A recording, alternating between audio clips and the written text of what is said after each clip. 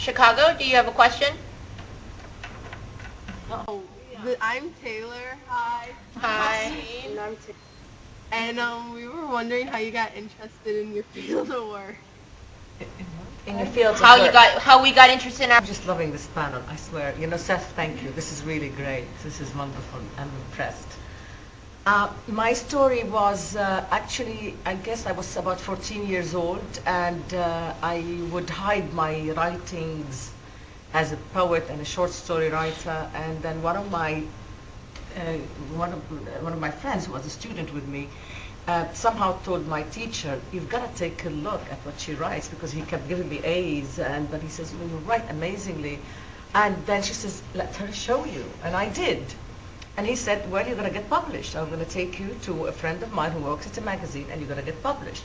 So, you know, I come from a family that was rather conservative. They're not anymore. Now, you know, I brought them out. But they were very conservative at that time in Beirut. And as I was 14 years old, I was not allowed to go anywhere by myself. I had to have either my mother, or if she's busy, my aunt, and if my aunt is busy and my mother is not available, my younger brother to come with me wherever I had to go. So I would have to take my copy and deliver it to the magazine. And I got lucky. One of the editors just took a look and he says, "All right, that's it, I'm going to publish you." So I was published at the age, I think, 15, I guess, as a poet and as a short story writer. And suddenly I got interested in journalism. I started to do reportage, just curious. I got the bug. I understood that I had the bug, that's it. You know, I guess in journalism you either have it or you don't in the final analysis, because it's gruesome.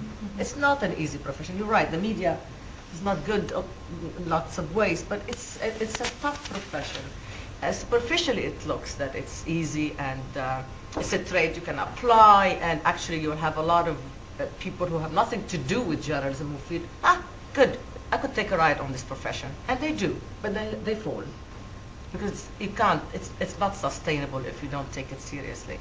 So what happened is that I came to the States.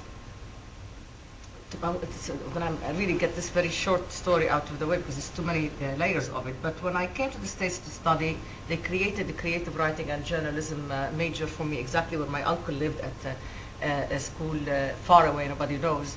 Anyway, then what happened is that when I went to Boston, thinking of doing my graduate work, the war in Lebanon had started in 1975, that is, and so then the question was, do I go back home or does the family come here?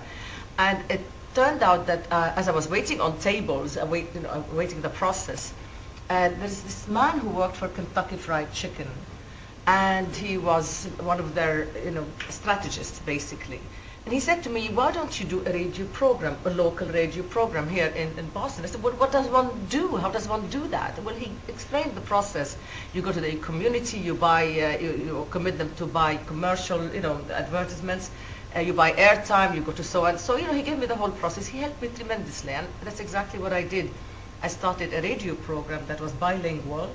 It was called Haneen, Nostalgia, in Boston, and then I suppose I outgrew it, because I did it for a couple of years, and then I came to New York as a foreign correspondent, and it helped me, as it turned out, it helped me tremendously that I was known at age 14 and 15 and 16 in Lebanon, because I picked up the phone to beg one of the editors. I figured, you have to be courageous. So I said, "Give me editor so-and-so, tell him it's Raghida Dergham."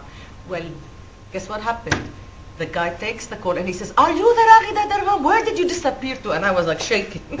And he gave me the opportunity to go back to be a foreign correspondent. And that's what happened. It started out, in the process, I guess I lost something I love very much. I hope that I didn't lose it completely, which is writing stories, creative writing. For the time being, I'm totally immersed in journalistic writing, but I'm hoping I still have it in me, because one day I want to sit down and write a novel, anything to do with anything but politics.